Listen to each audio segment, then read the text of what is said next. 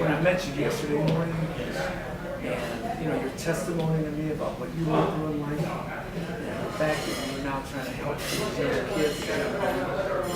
I'm not trying. Yeah, that's a good point.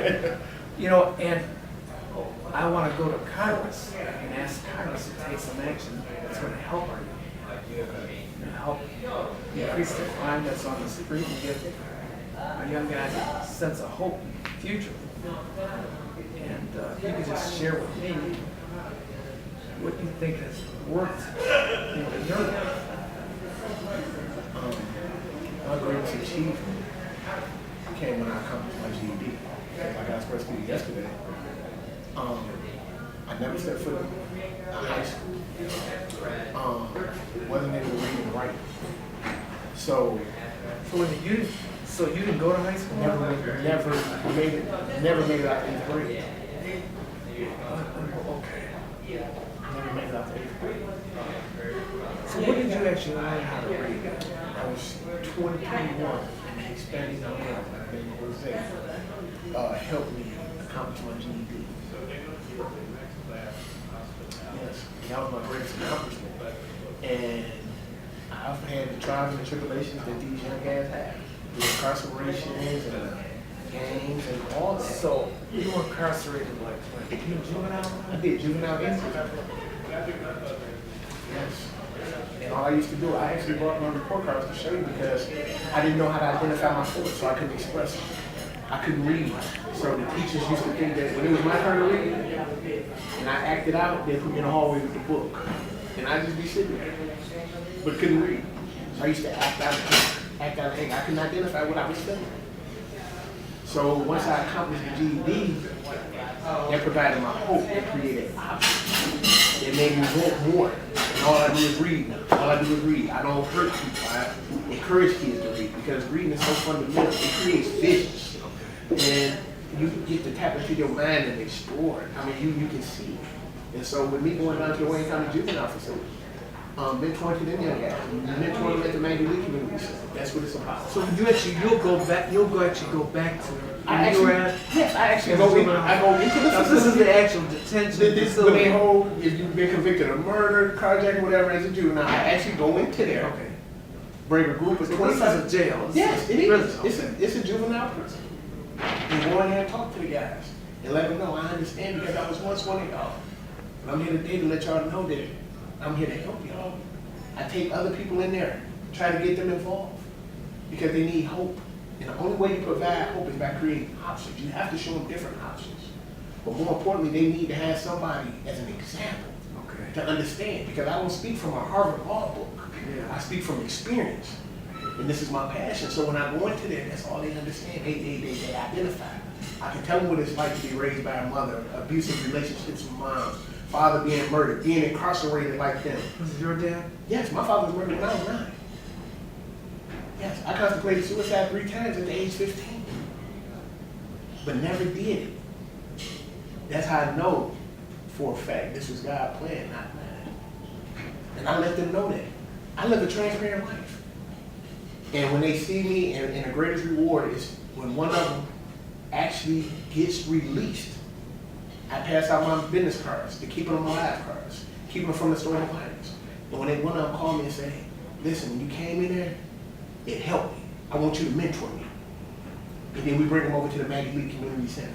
Now, a lot of the young men, they're involved in gangs with teens. What was your experience? I founded my own gang. So I understand. I was a founder of a gang. So I understand. And that's what I let them know. I understand. But what y'all going through, listen, I'm here now. I'm 33 now. I was 13 then. I was 14 then. Look at me. I encourage them to open doors for women, pump senior citizens gas, things of that nature. Yes. So can we save a young boy that's been a gangbanger, that's gone to... It's a matter of how many do we want to save. I hear you. By creating the options and providing the hope. See, when you create the options, that provides hope. A lot of them haven't experienced. I'm going to use this as an example. Last time I went into there, me, Thomas Hardeman Jr. went in. 2 different paths of 2 different businessmen. He's a business owner and ex-contractors. We go in together. He come from a home, mother and father was married, they're wealthy now. I come from a home, Mother was abused, father was murdered. 2 different walks of life, same destination. We end up in a juvenile facility, 33 young men. By the time we talked to them for 2 hours, violent offenders, they was getting up, shaking each other's hands, letting each other know that they love them, letting each other know that they their big brothers and big little brothers. Got so good to them, the staff started telling us about the fights that was happening in the units. And we was resolving those issues. So you were able to resolve disputes between the juveniles while they incarcerated and me just coming in and mentoring them. And then ultimately, 4 of them since then have contacted me and participated in my program. So what do you provide?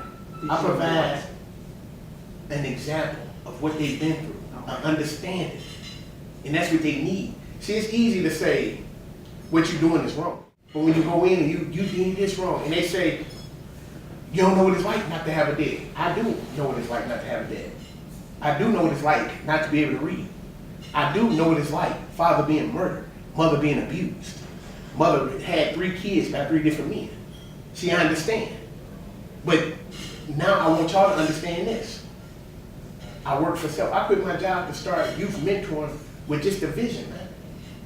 I was working. The store owners will tell you, I just came up to them one day, I said, I'm tired of the violence in the city of Detroit. Ain't nobody out here really trying to make a difference with these kids. And I quit. I quit on the Tuesday. Wednesday, I was breaking up a children's fight. A 13-year-old girl put her head in my chest. Said, what are you doing breaking up a kid's fight? You grown. I F you up and got to cussing me and wanted to fight me. But guess what? Now me and her, we best friends. I mentor her. Yes. All they need is that ounce of example. All right, so Ray, here's the reason why I wanted to talk to you. So I'm a politician, I'm a congressman. I'm from the neighborhood, that was a long time ago. Circumstances were different. Since I run it, I was 9, I saw a man shot in the head, and it took me 26 years to ever talk about it. That's how I dealt with it. I shut down. Can I tell you something? I've been convicted of murder as a juvenile. You know what scared me? It was God's plan. And the victim's mother said he's a kid. He needs help. I know his mother didn't raise him that way. You can't give me, I have issues with killing the fly, literally. I try to find a way to catch it and throw it out the house instead of killing it. So you know that every child is saved. All you gotta do is you just give them a turn. So, what do you think guys like me who are in politics can do to help provide our kids with some hope? And let me tell you why I'm also looking at this. The bigger picture, if I can get our young guys off the street. Let me tell you how to get off the street. Yeah.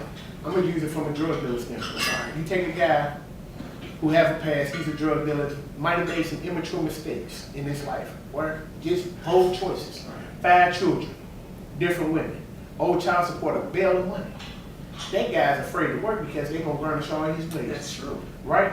Right. Now, if you can provide him with a job and implement a system, working it out with the courts to say, listen, he wants to take care of these children, and he also wants to be able to take care of himself.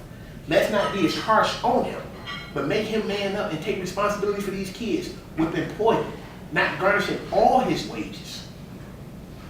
He can be a proud father. You take a young guy who says, my culture is to rock these nice shoes, but carry a pistol and rob people to do it. You can't go to him and say, man, let me give you $100 for your gun, when he can go and rob an old woman at the store for $100 on the first of the month.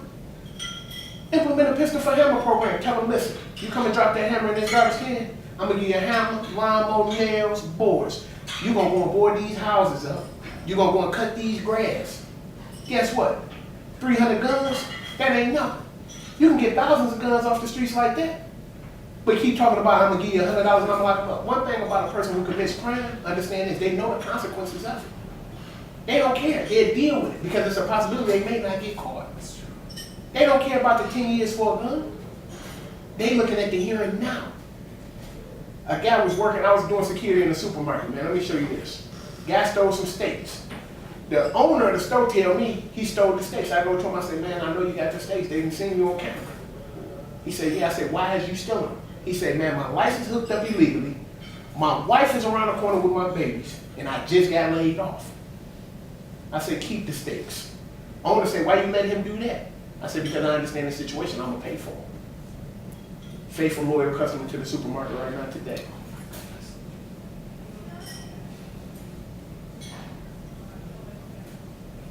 It's all about what is your success story? How are you impacting people's lives? Every child can be saved if given a chance. But the worst thing you can do is take a child, shut the door on them because they done made a mistake, and say, I'm gonna lock you up.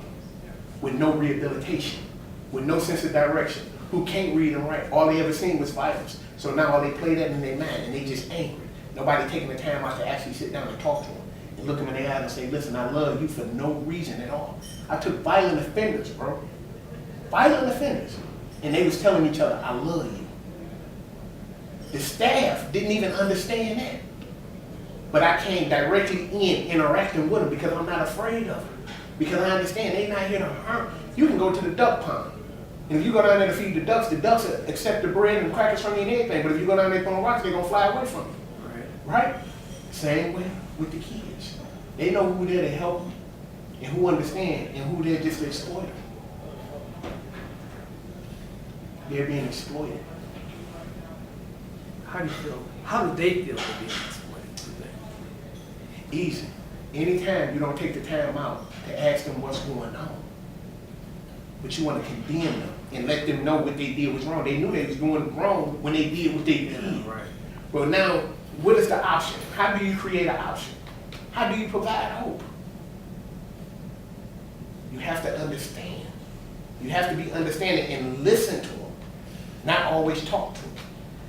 Once you listen to them, they'll show you that they knew what they was doing was wrong. Then they can create their own option that's positive if you allow them to. But if you don't allow them to, guess what? It's a child against adults. Adults don't know anything in a child's eyes, but they think they do. And the child don't always know what's best for them because they don't know what it's like to be 33 when they're 13. And that's the type of examples I set for them. You know, you've just given somebody a precious Father's Day gift today. You did the same for me when you called me and I was in church. And I said, who calls me on a Sunday talking about they need to talk to me, but I understand the need. Any day of the week you can get me when it comes to them kids, man. Because I understand in the future, man. What I want to do is share what we're talking about to some folks in Washington, D.C. We have control over the federal budget. That's the taxes that folks pay to the federal government. I want the money to help. I want it to be spent in a way to help save our kids. Listen, let me tell you something. It takes money to uplift the nation. It takes money to create options. It takes money to provide hope. Right? Yeah. These kids need options. Everything right now is a financial thing. You take a child who can't read, but he can watch the news. All he sees is what's being said on the news. You take an individual like me who couldn't read before, and all I do is read now, and I read the newspaper. And I'm seeing where all this money going. And seeing how they return the millions and millions of dollars that's designed for the poor. Right. And it has to be returned because they're not utilizing the money, and it hurts. But these kids can't read this because they can't comprehend it. I can. And that's why I don't get off into a lot of different things. I just do what I do. I do what I do to help them. Because I know when it comes to that money for real, they return it. That's designed to help these people. These kids need help. My daughter, 11 years old, 11. And my reality of it is when she turned 24, one of these guys that's 5, 6 years old, he's gonna be a little older. I don't want him to see her and decide he want what she got, so he gonna put a pistol on her and take it. You see what I'm saying? I do. That's my reality today, because I'm a father now. You know, I'm a father now, and that's how I look at it. Another thing you have to take in consideration, crack epidemic, it hit hard in the 80s. When you look at these 18, 19-year-old boys, these 18, 19-year-old girls, these are children whose parents actually neglected them. These was crack babies. Mother gave birth to them, carried them for 9 months, baby 3 months old, mother leave them in the house because she out getting high. Grandmother forced to take them. I can't imagine life without my mama, man. I lost my daddy and I was 9. But my mama to reject me, and these kids not suffering because the parents are dead, but the parents just rejected them. Then you go to the schools rejected me. But then you go to the streets and somebody say, you know what, man, I love you, man. Here, let me put this pistol in your hand. Let me put this dope sack in your hand. Here, you can drive my car. Now you feel important. Guess what that child do? Because loyalty in the streets is something that's just a lifestyle. Child say, man, I killed somebody for you. Now you take a pathetic adult manipulating a child to say, I got a problem with that person, go over there and kill them. Child feel like you love them. You feed them. You let them drive a car. You put food on their table. Something mother and daddy never did. How can I tell you no? It's the life, man. But they need people like me and other individuals that actually care. You can go down to the Wayne County Juvenile Facility with me and see. You know what, I think I need to do that. Listen. You know why? Because my whole job, I say I listen to people, and that's how I know to work on. I never listen to our young men who are locked up. Listen to them kids, man. We'll do it then. They'll tell you in a minute. All right. They'll tell you in a minute. Because one thing about it, always remember this. Regardless if it's in the streets or in the church, if you go to the church and you got a person that's paying tithes and offerings faithfully, and you got 1,000 members in the church and the bishop get up there and say, Hansen is a faithful tither, that makes you feel important. Right. And ultimately makes everybody else in the congregation want to feel important by being faithful tithers. That's true. So when you go into these juvenile facilities and you can get them recognition, who don't want to be a part of something? Who don't want to feel accepted? Who don't want to feel important? Everybody do. I'm 33 years old and I've been through a lot. I still want to feel important. I still want to belong to something. But I understand that I control my own destiny. Everybody want to be a part of something. You can make them kids feel important just by taking the time out. And that's all it is time. To actually come and say, listen, I'm here. I need y'all to tell me what it's going to take to help y'all. This is our future. Look at where it's going to be. Thank you for the points. Not a problem.